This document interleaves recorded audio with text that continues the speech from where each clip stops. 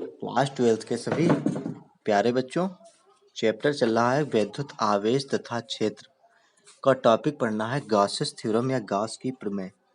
Gauss की प्रमेय Karl Frederick Gauss के एक वैज्ञानिक हुए थे जिन्होंने किसी बंद पृष्ठ से गुजरने वाले कुल आवेश तथा वैद्युत फ्लक्स के मध्य एक परिणामात्मक संबंध स्थापित किया।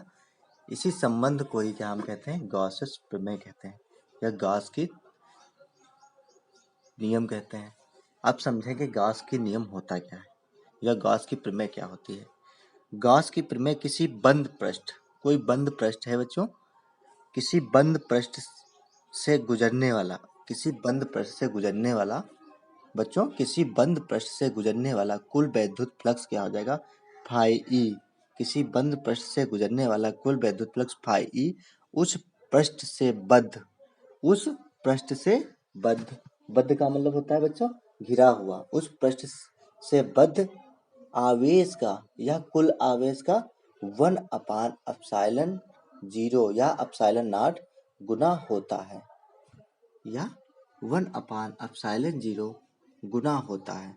यदि किसी बंद पृष्ठ से बद्ध कुल आवेश Q, यदि किसी बंद पृष्ठ से बद्ध कुल आवेश Q, तो गॉस की प्रमेय के अनुसार फाई ई बराबर Q/ε0, फाई ई बराबर Q/ε0।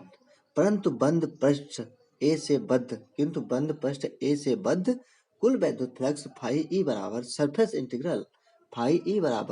Integral E dot D A.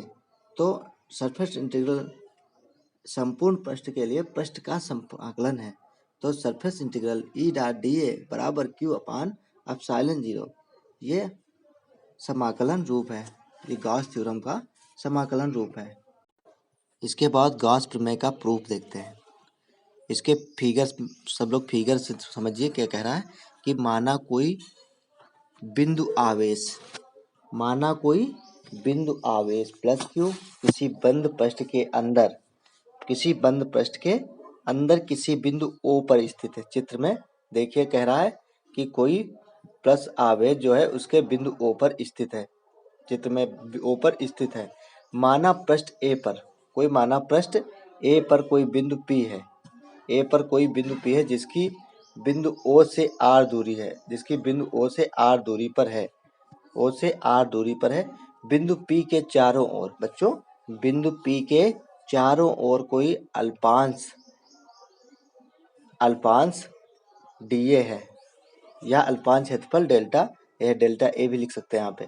इसके संगत क्षेत्रफल सदिश dA है, जैसा कि निम्न चित्र में दर्शाया गया है, जैसा निम्न चित्र में या निम्न फिगर में दर्शाया गया है। बिंदु O पर रखे प्लस Q आवेश के कारण वैद्युत क्षेत्र की तीव्रता जो होगी E, OP के अनुदिश होगी। तो वैद्युत क्षेत्र की तीव्रता E बराबर 1/4πε0 Q/r²। इसको समीकरण 1 मान लेंगे। इसका क्या है? किसी बंद पृष्ठ से बद्ध वैद्युत फ्लक्स अभी पढ़ा है परिभाषा पिछले टॉपिक में, डी फाई ई बराबर ई डॉट डी ए या E D A cos theta. समीकरण 1 से ई का मान रख देंगे, तो डी फाई ई बराबर 1/4πε0 Q/r² D A cos theta. तो यहाँ पर आ जाएगा Q/4πε0 Q into D A cos theta upon r², या डी फाई ई बराबर Q/4πε0 D A cos theta upon r²। इसको समीकरण 2 मान लेंगे। ऊपर समीकरण 1 मानिए, इसको समीकरण 2 मान लेंगे। फिर कह रहा है यदि अल्पांश क्षेत्रफल चित्र से देखिए, यदि अल्पांश क्षेत्रफल द्वारा बिंदु O पर आंतरिक घर्ण कोण क्या होता है? डी ओमेगा बराबर होता है D A cos theta upon r²। D omega क्या होता है? आंतरिक घर्ण कोण होता है D A cos theta upon r²। तो यहाँ से डी ओमेगा आ जाएगा। तो समीकरण 2 से डी फाई ई बराबर D A cos theta upon r² का मान समीकरण 2 में रख देंगे। तो यहाँ पे आ जाएगा डी फाई ई बराबर Q/4πε0 इंटू डी ओमेगा। अतः संपूर्ण पृष्ठ ए से बाहर निकलने वाला कुल वैद्युत फ्लक्स बच्चों क्या है? आगे समझेंगे। अतः किसी बंद पृष्ठ से बद्ध ए से बाहर निकलने वाला कुल वैद्युत फ्लक्स क्या हो जाएगा, फाई ई बराबर क्लोज इंटीग्रल डी फाई ई।